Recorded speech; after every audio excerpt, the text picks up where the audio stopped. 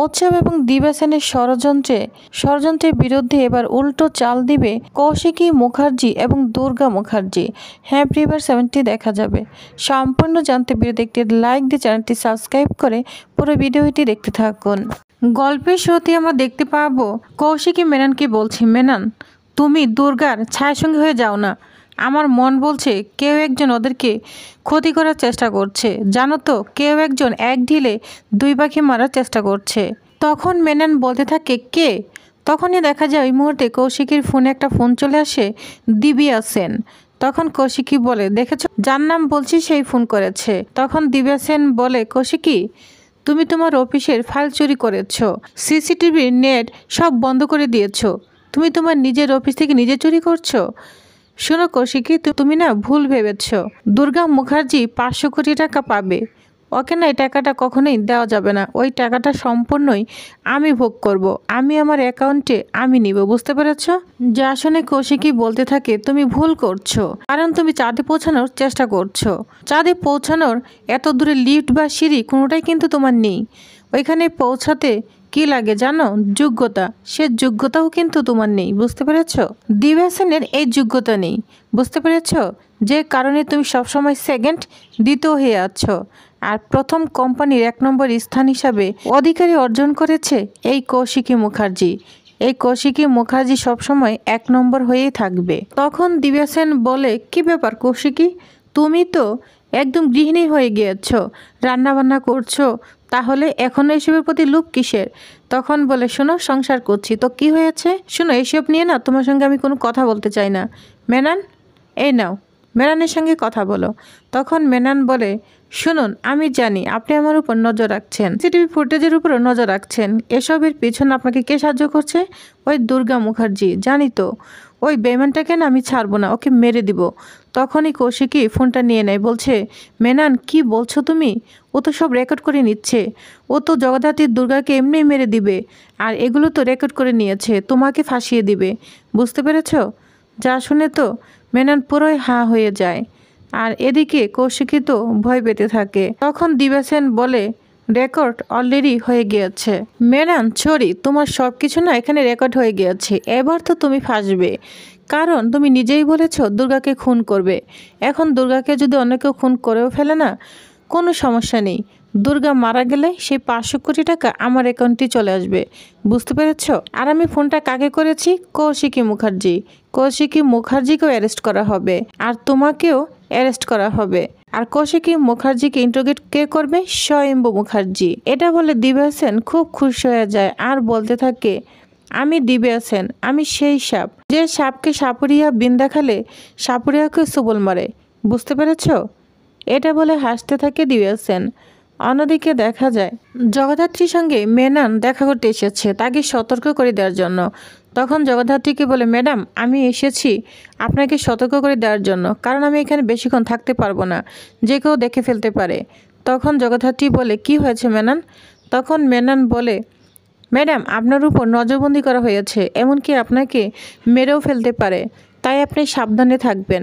যা শুনে জগদ্ধাত্রী বলে, কি বলছো মেনন, কে বলেছে এসব কথা? তখন বলে, স্বয়ং কৌশিকী মুখার্জি, অতএব আপনি সাবধানে থাকবেন। এটা বলেই ওইখান থেকে মেনন তাড়াতাড়ি চলে যায়। তখন ওইখানে বৈদী এবং চন্দ্রনাথ মুখার্জি চলে আসে। এদেরকে দেখে তো জগদ্ধাত্রী অবাক হয়ে যায়। তখন বৈদী এবং চন্দ্রনাথ জগদ্ধাত্রীকে বলতে থাকে, বলো কে এসেছিল? কেউ তো এসেছিল। জগদ্ধাত্রী বলে, আপনারা চিনবেন না। তখন বৈদেহী বলে, আমি তো চিনি, মেনন এসেছিল না? মেনন এসেছে। বলো মেনন কি করতে এসেছিল, আর কেনই বা এখানে এসেছিল?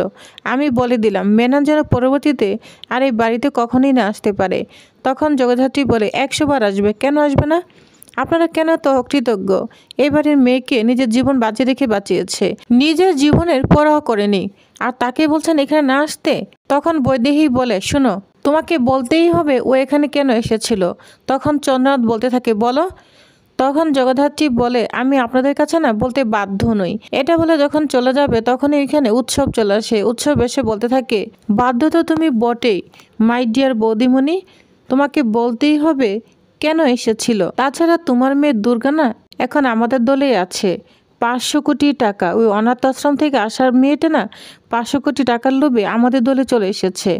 তাই তুমি এখন না কিচ্ছু করতে পারবে না। তাই ভালোই ভালোই বলছি, বলো মেনান এখানে কেন এসেছিল? তখনই ওইখানে প্রীতি চলে আসে। প্রীতি এসে বলতে থাকে, আমি খুব ভালো করেই জানি মেনান এখানে কেন এসেছিল। যা শুনে বৈদেহী বলতে থাকে, প্রীতি তুমি জানো? তাহলে বলো কি বলতে এসেছিল। মেনান এসেছিল ওকে সাবধান করে দিতে। কি জগদ্ধাত্রী, ঠিক বলছি তো? তখন জগদ্ধাত্রী বলে, হ্যাঁ ঠিক বলছেন। তখন প্রীতি বলে, কিসের থেকে তোমাকে সাবধান করতে এসেছে? তখন জগদ্ধাত্রী বলে, এই যে আপনার থেকে, উৎসব মুখার্জি, চন্দ্রনাথ মুখার্জি, এদের থেকে। তখন বৈদেহী বলে, তাহলে তো মেনান ঠিকই বলেছে, এবার কি তোমাকে মানে নিজেকে বাঁচাতে পারবে? তখন জগদ্ধাত্রী বলে, হ্যাঁ আমাকে তো নিজেকে বাঁচাতেই হবে, আর আমি তো বাঁচাবই। আপনারা না আমার কিচ্ছু করতে পারবেন না। তবে বলে রাখছি, এই মুখার্জি বাড়ির আর যদি কেউ অপরাধে লিপ্ত হয় না, তবে মনে রাখবেন এটাই কিন্তু শেষ অপরাধ।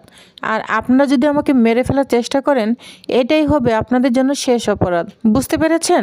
আর তখন উৎসব বলে, আচ্ছা ইনফরমেশনটা কে পাঠিয়েছে? মেনানকে? কৌশিকী মুখার্জি?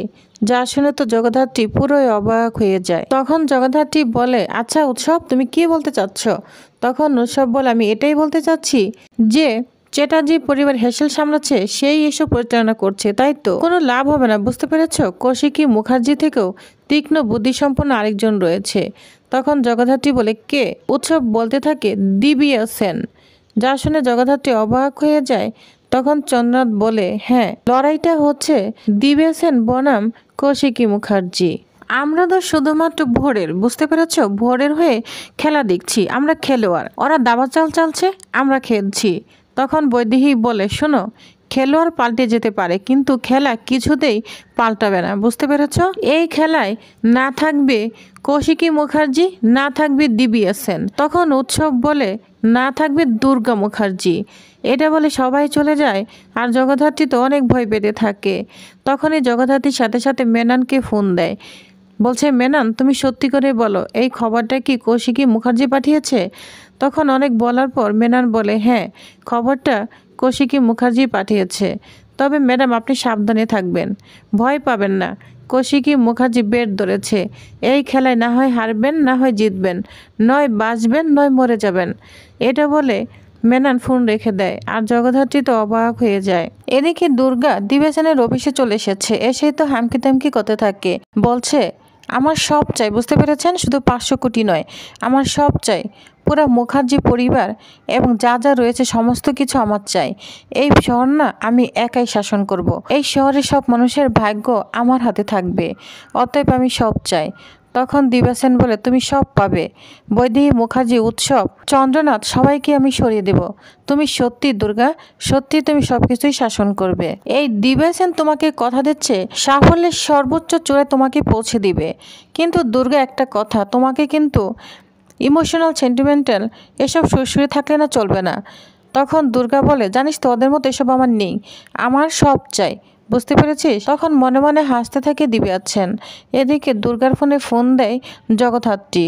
তখন বলে, মা ফোন দিয়েছে।